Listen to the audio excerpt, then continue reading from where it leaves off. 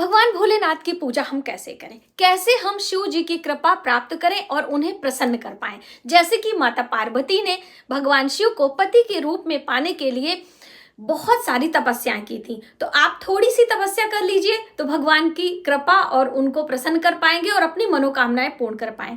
भगवान भोलेनाथ से बड़ा दानी कोई है ही नहीं। भगवान भोलेनाथ ने ही रावण को सोने की लंका दान में दी थी। भगवान भोलेनाथ ने ही अनेक राक्षसों को उनका मनचाहा वरदान दिया था। इसलिए भगवान भोलेनाथ की पूजा साकार रूप में और निराकार दोनों रूपों में की जाती है। तो अब मन में भाव आता है कि हम क्या क्या चीजें भगवान भोलेनाथ की पूजा में जरूर इस्तेमाल करें, जैसे भगवान प्रसन्न हो पाए, और क्या बिल्कुल भी नहीं इस्तेमाल करनी चाहिए। पूजा हमें किस समय करनी चाहिए। मंदिर यदि आप जा रहे हैं, यानी शिवालय आप जा रहे हैं, तो क्या क्या चीजें हमें घर से ही लेके जानी पड़ती हैं। तो आप छोटी छोटी बातों का यदि ध्यान रखते हैं तो अवश्य ही आपकी मनोकामनाएं पूर्ण होती हैं। अब देखिए, भगवान भोलेनाथ की पूजा यदि हम वार की बात करें तो सोमवार का दिन अति उत्तम बताया गया है। वहीं पर हम तिथियों की बात करें तो त्रयोदशी तिथि में प्रदोष काल में, यानी कि संध्या के समय गोधूली बेला में भगवान शिव की पूजा की जाती है। वैसे आप आठों पहर भगवान भोलेनाथ की पूजा करें। हर महीने जो मासिक शिवरात्रि आती है आप उस पे पूजा करें। वार्षिक शिवरात्रि जो होती है, जो कि फाल्गुन मास में आती है, उस पे आप करें। कभी भी पूजा करें, इन छोटी छोटी बातों का आपको ध्यान रखना है। अब देखिए, भगवान भोलेनाथ की पूजा आप जब भी करने जा रहे हैं तो अपने घर से क्या क्या ले जाना है वो चलते जानते हैं। सबसे पहले तो आपको अपने घर से 1 लोटा जल अवश्य लेकर जाना है। बहुत सारे लोग मंदिर का ही जल इस्तेमाल करते हैं, ये गलती आपको नहीं करनी है। यदि आप चाहते हैं कि आपकी मनोकामनाएं पूर्ण हो तो आप अपने घर से ही 1 लोटा जल अवश्य लेकर जाएं। अब आप अपने घर से जल लेकर जा रहे हैं, अपने घर से सफेद पुष्प लेकर जाएं। आपके गमले में है तो अच्छी बात है, वरना आप मंदिर में जाके खरीद भी सकते हैं।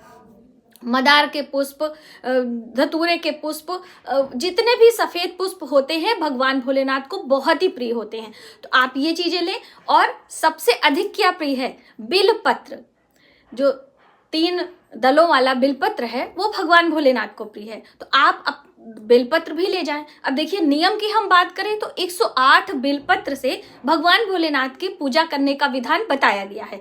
अब हमारे पास 108 बेलपत्र नहीं है तो कैसे हम पूजा करेंगे।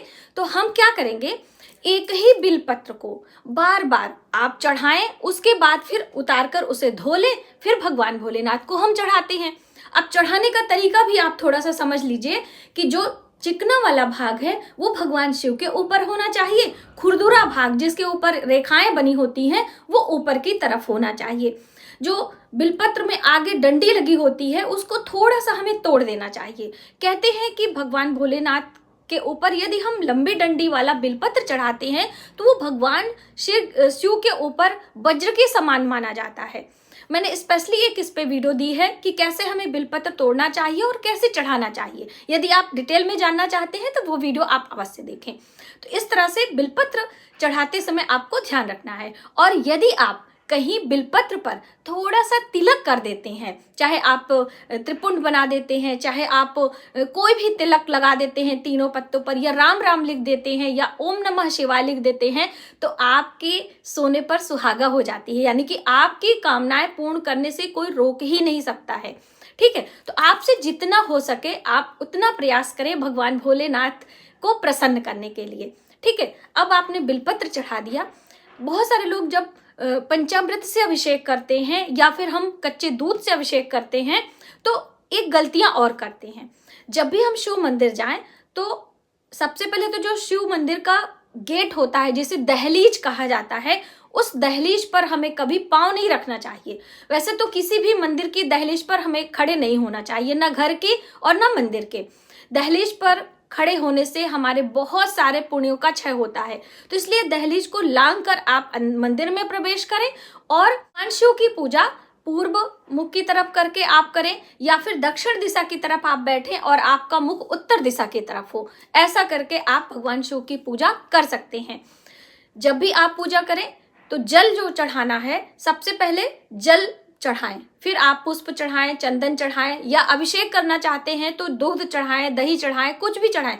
जो भी चीज हम चढ़ाते हैं उसके बाद हमें जल जरूर अर्पित करना होता है। कुछ भी, जैसे कि आपने नमः शिवाय जल चढ़ाया, फिर आपने भगवान भोलेनाथ के ऊपर कोई भी शहद चढ़ाया है, शक्कर चढ़ाया है, दही चढ़ाया है, कोई भी चीज जब भी चढ़ाएंगे तुरंत जल चढ़ाकर नमः शिवाय का जप हमें करते जाना है। इस तरह से सभी चीजें चढ़ाने के बाद भगवान भोलेनाथ का श्रृंगार और उन्हें भोग आदि लगाते हैं। अब कई लोगों का प्रश्न आता है कि क्या हम जो शिव जी के ऊपर भोग प्रसाद चढ़ाते हैं वो हमें स्वयं खाना चाहिए कि नहीं। तो अब देखिए, जो हम शिवलिंग के ऊपर कोई प्रसादी चढ़ाते हैं वो हमें नहीं ग्रहण करना चाहिए, और ना ही बहुत सारी चीजें हमें शिवलिंग के ऊपर रखनी ही चाहिए। जो अर्घा बना होता है वहां पर आप प्रसादी रखते हैं तो वो आप स्वयं खा सकते हैं, लेकिन मंदिर का प्रसादी जो शिवलिंग के ऊपर स्पेशली आपने रखा है वो आप स्वयं ना खाएं। वो मंदिर के सन्यासी जो गृहस्थ जीवन नहीं यापन करते हैं उनके लिए होता है। और आप जब भी प्रसाद चढ़ाएं तो पहले आप मंदिर के पुजारी या मंदिर के प्रांगण में जितने लोग हैं उनको थोड़ा वितरित करें, उसके बाद स्वयं प्रसाद जरूर खाएं।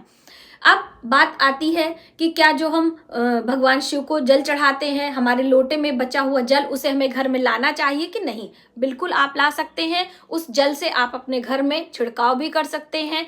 कोई बीमार व्यक्ति है उसे आप पिला भी सकते हैं। बहुत ही शुभ माना जाता है भगवान शिव के ऊपर चढ़ा हुआ बचा हुआ जल अपने घर लाना। अब आपके पास कुछ भी नहीं है, उनके प्रिय पुष्प नहीं है, बिलपत्र नहीं है, आपके पास पंचामृत नहीं है, और आप संकोच कर रहे हैं कि हम कैसे मंदिर जाएं, आप एक लोटा जल लेकर मंदिर जाएं, भगवान भोलेनाथ के मंत्रों से भगवान शिव का अभिषेक करें, आधी परिक्रमा करें। देखिए, बहुत सारे लोग समझ नहीं पाते कि आधी परिक्रमा हमें कैसे करनी है। जो मैंने आपको मंदिर में पूजा हमें कैसे करनी चाहिए वो स्पेशली वीडियो मैंने आपको दी है, तो आप वो वीडियो जरूर देखें। तो वहां पर क्या करना होता है, जो अर्घा होता है, जो शिवलिंग का अर्घा है, वहां तक आप परिक्रमा करेंगे और वहां से वापस लौटेंगे।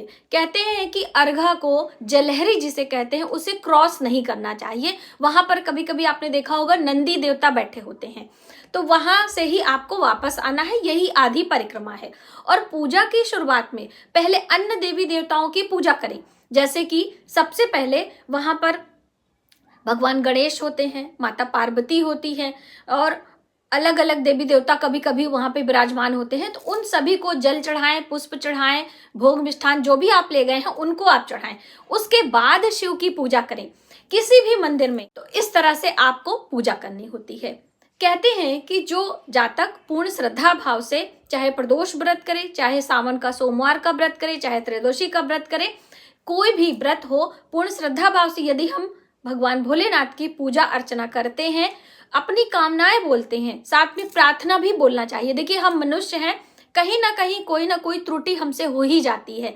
तो इसलिए जब भी हम कोई पूजा पाठ करते हैं उसके बाद हम क्षमा प्रार्थना बोलते हैं। तो आप क्षमा बोलें भगवान भोलेनाथ से, जो भी हमने कम या अधिक पूजा किया है उसे आप स्वीकार करें और हमारे पूजा का फल हमें जरूर प्रदान करें। हम आपके आभारी हैं। इस तरह से भगवान भोलेनाथ की पूजा आप चाहे मंदिर में कर रहे हैं और चाहे घर पे कर रहे हैं। अब देखिए, बहुत सारे लोगों के घर पे शिवलिंग नहीं होता है, तो आप शिव परिवार की पूजा करें, जो कि साकार रूप है। शिव परिवार का जो पूर्ण परिवार होता है उसमें भगवान भोलेनाथ, माता पार्वती की गोद में बैठे भगवान गणेश और भगवान शिव की गोद में बैठे हुए कार्तिकेय, ये पूरा परिवार कहा जाता है। और इसलिए संपूर्ण माना जाता है कि इसमें विपरीत स्वभाव के लोग एक साथ सामंजस्य बनाकर बैठते हैं। विपरीत स्वभाव क्या है कि जैसे कि भगवान भोलेनाथ की जो सवारी नंदी है वो, और उसके साथ में वहां पे सबके वाहन आप देखिए, मूषक हैं, सर्प देवता हैं,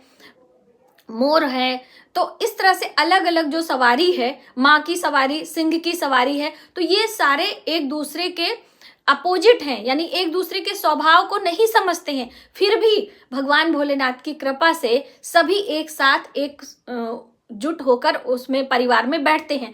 इसी तरीके से जब हम अपने घर में इस तरह की प्रतिमाएं रखते हैं तो अलग अलग स्वभाव के परिवार के जो लोग हैं वो सामंजस्य बनाकर पूरा परिवार रहता है एकजुट होकर, है ना। तो बस इस तरह से आप इन बातों का ध्यान रखते हुए यदि भगवान भोलेनाथ की पूजा करते हैं तो आपकी कामनाएं अवश्य पूर्ण होंगी। तो आज की वीडियो में बस इतना ही। यदि हमारी जानकारी आपको थोड़ी सी भी हेल्पफुल लगे तो प्लीज वीडियो को ज्यादा से ज्यादा लोगों में शेयर करें और आने वाली वीडियो के लिए सब्सक्राइब जरूर करें और अपने कमेंट बॉक्स में नमः शिवाय जरूर लिखें। मिलते हैं एक नई जानकारी के साथ नए वीडियो में, तब तक आप अपना ख्याल रखें। जय माता दी।